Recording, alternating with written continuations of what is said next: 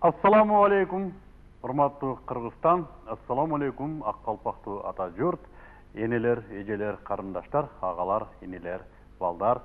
Бүгүн кайрадан назарыңыздарда биринчи улуттук каналдын таңкы программалар түрмөгү менен Замана студиясы.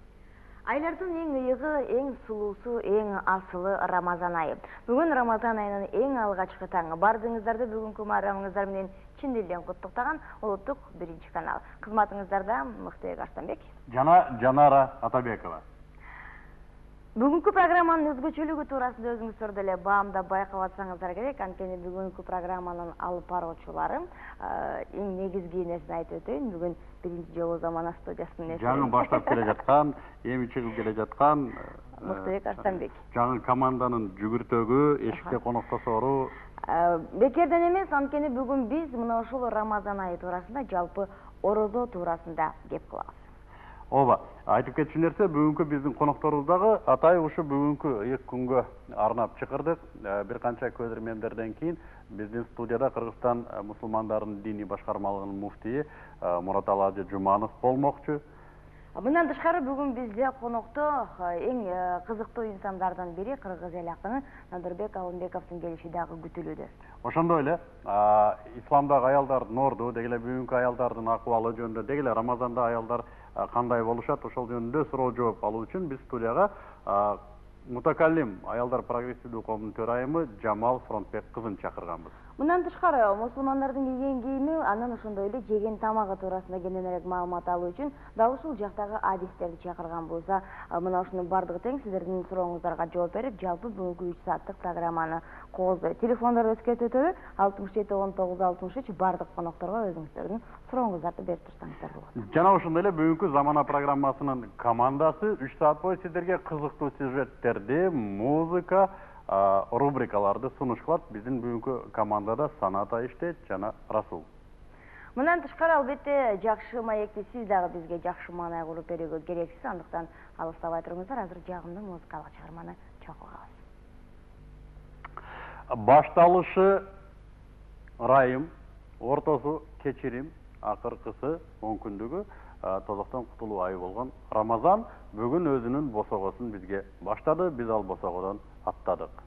Бүгүн бир гана ыйык ай эмес, бир гана айлардын улуусу эмес, бүгүн күндөрдүн дагы төрөсү дал ушул нерсеге туш келген экен. Андыктан жума күнү сөзсүз түрдө жакшы үмүт тилектерди көбүрөөк айтып, Аллага ырайым келтиргениңиздер туура болот чыгар.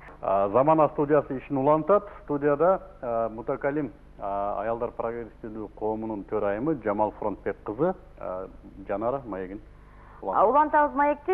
Бир суроо пайда болот, мынакей демер айтабыз, бирок бизде тарбия баланы башынан деп коет да, жашынан деп коюп, анан деги эле ыйманды башынан, аялды жашынан, баланы жашынан, аялды башынан. Анысыңардай жаш балдардын, мисалы, бала бакча маселеси өтө оорураак болот да, себеби баланы ошол учурдан баштап баягы шарияттын жолу менен тарбиялаш керек экен. Анан бала бакчада ошол уулдарыбыз менен кыздарыбыздын чогуу жүргөнү деле бул чоң күнөө деп айтышат да. Анан деги эле келечекте мына ошол бала бакчалар курулабы же болбосо ошол эле проблема аял затынын проблемасы, мисалы төрөт үйлөр же болбосо атайын аялдар үчүн ооруканалар жок да, жок койсо. Таптакыр жок. Эми мен бул жерден мындай айткым келет да, мисалы үчүн ошол мусулмандарга өзүнчө бир төрөт үй салып алсак, өзүнчө мектеп, өзүнчө бир садик салып алган бул проблеманы чечпейт. Себеби Кыргызстанда 80% мусулмандар, биз баарына салып чечпейбиз. Мен ойлойм, мунун эң эффективдүүлүгү ар бир садикке, ар бир мектепке, ар бир төрөт үйгө ошол шарият маселесин киргизип, ошол ислам динин кармай турган деңгээлге жеткизишибиз керек. Ислам принциптери. Ислам принциптери. Мына бирок бүт мамлекеттик деңгээлде буну көтөрөбүз десек, Жамал, баягы эле светский деген бала чыгат да. Биз светский, мына мен өткөндө радиодон да уктуруум барды. Радиодон ошо төрөт маселесин көтөргөндө 70-80деги кемпирлер телефон чалып айтат. Эркек гинекологдор алсын төрөттү деп. Мен жана компьютер токтоп калат го. Мен токтоп калып атат ошондой учурда. Бул аялдарды кантип эркек киши төрөтсүн? Бул шариятты кой, Кыргыздын өзүндө деле депчи. Анан ушул маселеде менимче тетирисинче мен айтат элем аялдарды, эми мамлекет эркек гинекологдорду көбөйтүп атат, силер үйдө эле төрөгүлө дейин деп атам да. Жеме мен ойлойм азыр медакадемияда эркектер гинекологдор азыраак укуп башташты, бул статистика боюнча акырындап азаят го деп. Эми аялдар үйдө төрөсө эми өлгөндөр көп болот, балдар чарчап калышы мүмкүн. Мен ойлойм муну бир мамлекеттик деңгээлде кылып, ошол аялдар өзлөрү дагы проблема ошондо болуп атат да, бизде стереотип көпчүлүк аялдар эркекке төрөйм деп атат, аял кишиге ишенбейм деп атат да. Ошол себептен биз адегенде аялдар. Жамал, эмнеге аял врачтарга ишенбейбиз деп атат? Мен төрөт үйлөрүнө проблеманы да мен угуп жүрөм да. Себеп дегенде алар назик болушат, алар кээде мисалы аялдарды катуу айтып коет экен да, төрөп аткандачы. Мен деле ушуну төрөгөм деп аябай грубо айтып койгон үчүн алар эркектерге төрөгүсү келет экен. Себептен эркектер аларды андай түшүнүп, акырын сүйлөп, ошондой бир маселелер бар экен да. Мен ойлойм, буну биринчи биз аялдарды тарбиялашыбыз керек. Ошол силердин денеңерди күйөөңөрдөн башка эч ким көрбөш керек, момундай болуш керек деп. Андан кийин аларда коркунуч сезим пайда болгондо, ошол булар аялдарга төрөп, уят сезими, коркунуч сезим пайда болуп, булар аялдарга төрөп башташат. Жакшы. Дагы бир эң орчундуу маселесин болот болуш керек, себеби уккандарыма, жакындарыма билгендерим бар да. Мисалы жума намаз кылуулу же болбосо эркектерге шариатта көбүрөөк мүмкүнчүлүк берилген десек болот. Мисалы Кыргызстанда да мечитке барып, каалаган баягы намазына барып, же болбосо ислам дини тууралуу, шариат тууралуу маалымат ала алышат да. А биз аялдар эмнегедир баягы ала турган булак таппай келебиз көбүнчөсүчү. Мечитке бара алышпай камылчулар болот экен, же болбосо атайын бир окуу жайлар жок, же болбосо атайын жолугуша турган бир коомдор жок, каяка барсак болот дегендер бар да, суроо пайда болот. Жолугуша турган коомдор көп эле, бирок ошол коомдордун тура турган жери аз болуп атат да. Мен жана айтып кеттим, ошол аялдардын бир центрин куралы деген биздин бир чоң бир мечтабыз болуп атат да. Ошол жакшы жер болсо, бир чоң кылып салып, аялдар келип ошол жерге конференция өткөзөбүзбү, ифтар кылабызбы, оз ачтырабызбы, аялдарды үйрөтөбүз кантип намаз окушат. Жада калса ошол жерге бир-эки ошол гинекологдордун кабинетин кылып коелу, аялдарыбыз келип ошолордон бекер услуга алып, ушундай бир өзүбүзчө китепкана кылалы, артынча алыма аялдарыбыз аларга сабак берсин деген. Мен бир 12-15 жылдан бери эле ошонун үстүнөн жүрүп атабыз. Эми Кудайым буйрса бир жагы чечилсе экинчи жагы чечилбей атат. Азыр эми жер маселеси болуп атат. Ошону алсак эле биз бул маселени чечип. Мен эмне сунуш кылат элем? Сен президенттин өзүнө кайрыл, Бакиевке. Мен ишенем колдойт.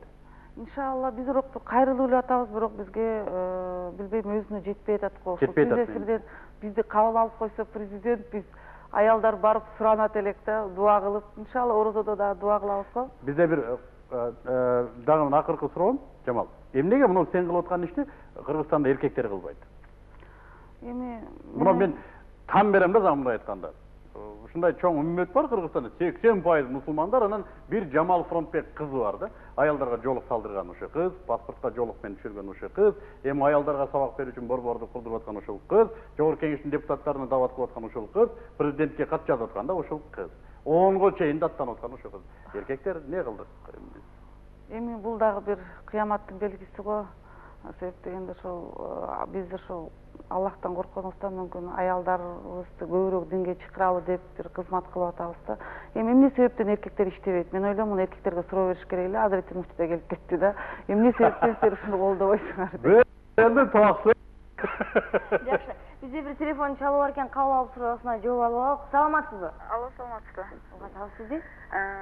Мен атым Махаббат, мен суроо берейин дегем.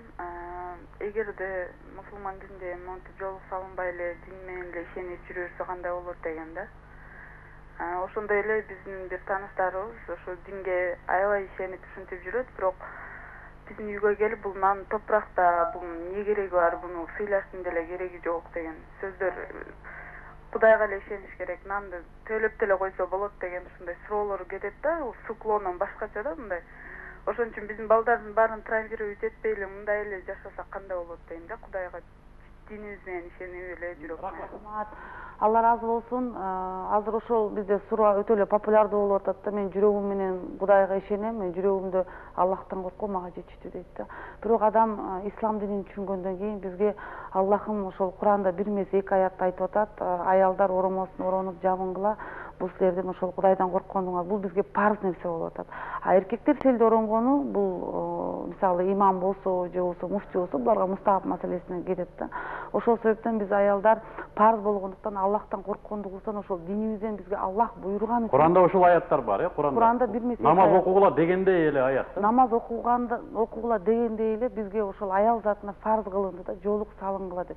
Ошол себептен биз муну бөлүп кое албайбыз. Эгерде биз муну жоолук салынбай эле койгула жүрөгүңөрдө болсун десек, биз мүмкүн кафир болуп калабыз, мүмкүн мунафык болуп калабыз. Ошол себептен бул Аллах билүүчү зат. Ошол себептен биз экинчи суроосуна жооп ошентип эле койсо болобу, анан кийин келип нанды тебелей деле берсек болот деп атат. Бул эми жапайылык болду. Жапайылык эми бул өзүн сыйлаган адам өзүнүн жеп аткан тамагын ал эмес мал деле тебелебейт, ошон үчүн бул туура эмес. Эми сөз өзүңүздө, карындашым. Эми ушул студиядан Аллахым ыраазы болсун, мен өтө кубанып турам ушул Замана студиясында динге мындай кызыгып, жакшы көңүл буруп атканыңыздарга. Анан бул ведущий эжекебизге да бир кичинекей белегибиз бар эле. Чогуу көрсөк, Сиз дагы бизге окшоп хиджаб кийип көрсөк болобу? Эмне деген белек? Эми сиз айтмакчы биз мусулман аял. Эмне бул эжекебизге белек болуп? Эми бул эжекебизге ошол орозо айында белек кылып коелу деп атабыз. Аллахтан. Бул эмне, кийимби, көйнөкпү? Бул мусулмандардын көйнөгү. Жанар көрсөң? Азыр кийинтиребиз Жанараны. Ошол сиз ушуну кийип бир намаз окуп кийип жүрсөңүз деген бир. Жанара чын эле кийип көрбөйсүңбү азыр? Хиджаб алып келди. Кийип көрөйүн, Кийип көрсөң? Анда бир аздан кийин жолугушалык, андан соң сөз түрдө мени мына ушул көйнөктө көрөсүздөр деп сөз берейин. Алла разы болсун. Öldüm de kim biret?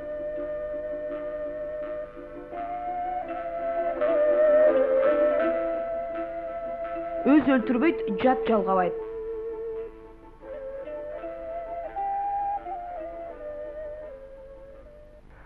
Замана өз ишин улантат, урматтуу Кыргызстан. Биз студияга Мутакаллим аялдар прогрессивдүү коомунун төрайымы Жамал Карындашыбызды чакырдык эле. Жамал Карындашыбыз биздин алып баруучубузга жакшынакай көйнөк подарит этиптир. Көрсөтсөң, кийип келе койду. Туруп көрөйүнбү? Туруп көрсөтсөң. Мен чын айтсам суктанып атам, муфтий деле мага бир чапан ала келсе болмок экен. Бир селдеси менен кошуп, мен деле чапанды кийип селден ороп отурмак экенмин. Рахмат сага, Жамал. Жакшы.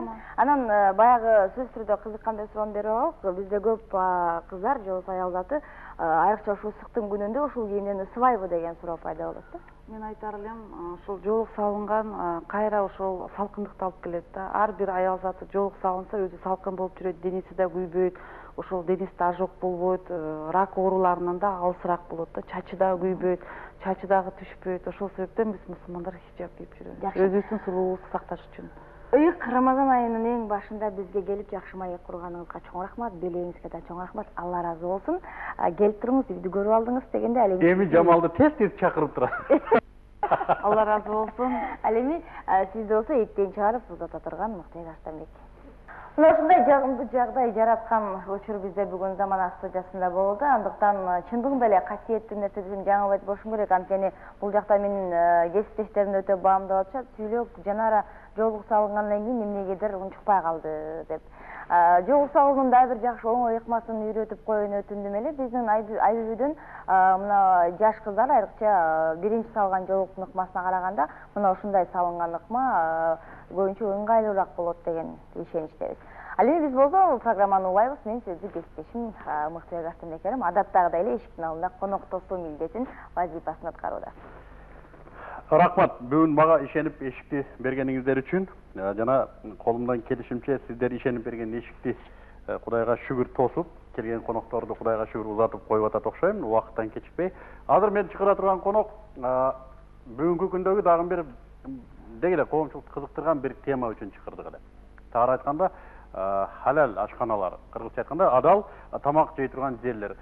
Эмне адал, эмне арам, кайсы тамак адал, кайсы тамакты кантип жесе болот, кайсы ашканага барса болот, анын үстүнө орозо күндөрү көпчүлүгүбүз ооз ачабыз. Ооз ачаларды кайсы ашканаларда жана ал ашканалардын чындап адал экендигин кайдан билебиз? Ошолорду билүү үчүн мен борборубуздагы белгилүү адал ашканалардын бири Жалал Абад кафесинин шеф ашпозчусу Гуламжан акени чакырдым эле. Салам алейкум, Гуламжан аке. Калайсыз? Махалла көй, Келин Паша. Отуруптуңбу, жеңгелер, оголдор? Рахмат. Barысы tinch, aman. Men sizga o'zbekcha beraman savolni. Aytingchi, Olamjon aka, mana shu halol va haromning nima farqi bor? Kafelarda umuman. Negizini olganda halol bilan haromda tamoq jasaganda birinchi povur namoz o'qiy turgan bo'lish kerak. Tozalik bo'lish kerak. O'shandan boshlanadi. Halol deganda. Ruxsat bersangiz, haromni bardig'i biladi. Davomini hozir biz bir joyga joylashib olib, keyin Mayli. ulantirsak. Laqab. Самжалдуулук байлыктан артык.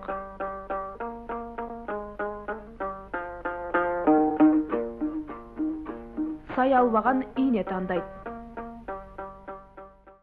Урматтуу телекөрүүчүлөр, улантабыз көрсөтүүбүздү назарыңыздарга Замана студиясы мен жана башында айткандай сиздерге бүгүн ушу адал кафелери жөнүндө сөз кылабыз деп борборубузда Жалал-Абад ашканасынын ашпоз Улам экени чыгардык эле. Улам эке, мына ошол ардагы ашканалар боюнча сүйлөшөлү. Жана босогодо өзүңүз сөздүн баштап кеттиңиз. Ушул биз мисалы үчүн ооз ачкана же ошол жерде тамактанган бир жерге барсак, ошол ашканада кылынган тамак эмнеси менен биз адал арамын тандап билсек болот. Birinci negizini alganda bu aşpaz tayyorlagan tamoqni keyin klient bardığını siz aytgandek talab olishdi emasi yo'q. Avvalan bu halol deb yozgandan keyin shu yerda ishlagan kishi o'ziga olishga bari javobgarlikda. Olib kelgan eti, bozordan olgan produktlari barisiga shu yerda boshchi javobgar bo'ladi. Sizlar etni qayerdan olasizlar? Bozordanmi? Etni biz adden so'ydirib kelamiz, o'zimiz so'yib turgan bir yerimiz bor. Qo'y eti, u eti barlig'ini so'ydirib olib kelamiz. Bozordan olganda qanday bo'ladi? Bozordan olganda endi bir kishi bo'lsa, o'zi bilet passiyani klient bo'lib, borib, so'ygan yerini ko'rib, u bo'yni sextarini ko'rib, olib kelib, anan etni bozorga olib kelib, meditsinadan o'tkazib, anan tamoq ashga olib kelamiz biz. Misal uchun, qaysidir bir ashxonaga kirib turib, sizlarning tomog'ingizlar adalmı, adal emasmi deb so'raganga bo'ladimi, bo'lmaydi? Bo'ladi. Qancha bo'ladi? Sizlarning misal uchun adal ovqat bergan ashxonada aroq sotiladi, sotilmaydi? Sotilmaydi. Sotilbashi kerak. Sotilbashi kerak. Кейбір biz adal деген ашханаларға кірсек деле, арақ, пиволар сатылған болады. Демек айерде тамақ адал болғанына қарабай тұрып? Бәнде болбайды. Halal deb жазып, halal deb elga aytgandan keyin qancha bu harom narsani havolga qo'shsa bo'lmaydi. Hozir klientlar bor, ashxona deb boshqa dindagi kishilar dahi keladi. Ular mumkin spirtni ichishi mumkin. Biz shu o'zimizga olib berib, biz bar joyga yozib solganmiz. Ular spirtni напитки strogo запрещается deb. Anda bize günümüz yo'q bo'ladi. Endi men sizga shuncha chaqirgandan keyin mumkinchilik berayin, jalpi yurtimizga kirib kelgan Ramazon oyi bilan o'zingizning qutlug'laringiz bo'yicha fikrlaringiz.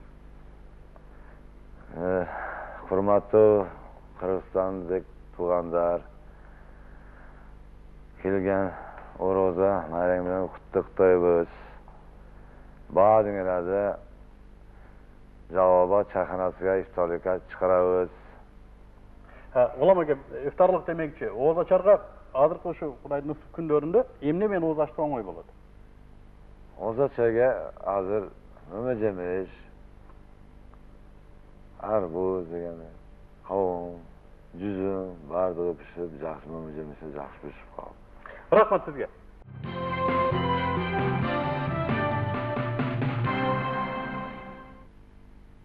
Урматтуу телекөрүүчүлөр, Замана студиясы өз ишин улантат. Кайрадан студияда биздин команда иштөөдө. Бүгүн Аллах субханаху ва таала насип эткен ыйык Рамазан айынын алгачкы күнү, алгачкы 10 күндүгү Рахман, 10 күндүгү, экинчи 10 күндүгү кечирим, ал эми үчүнчүсү тозоктон кутулуучу. Биз колубуздан келишинче ушул айда өзүбүздүн ислам менен болгон мамилелерди чечип алышыбыз керек туугандар. Ислам менен чечпесек, эки жүздүү болуп, артист болуп жүрө беребиз. Эл көргөндөр бизди мусулман деп ойлойт, а чындыгында ичибизде курттап атканын бир Кудай өзү билет. Өмүрдөн өтө берет, эртең эле өмүрдүн аягы бар, жооп бере турган учур келет. Түбөлүктүүлүк маселеси башталат. Түбөлүктүүлүк демекчи, мен студияга бүгүн биздин ушул заманбап ойчулдарыбыздын бири, элибиздин сүймөнчүгү, ушул биз кадырлап, бапестеп, ырларын, китептерин колубузда, колтугубуздан түшүрбөй жүргөн элдик акыныбыз бар, агабыз бар. Ошо ажекебизди студияга чакырдык эле. Уруксат берсеңиздер, мен чыгарайын. Надырбек аба, келиңиз. Надырбек Алымбек бүгүн бизде студияда конокто. Ассаламу алейкум ага. Орозоңуз кабыл болсун. Бүгүн Allah razı olsun. алгачкы карамыңыз мубарак болгон болсун. Биздин студияга кош келипсиз. Азыр экөөбүз бир жерден орун алалы дагы. Жанара карындашым кайрадан өзүнүн формасы менен келди.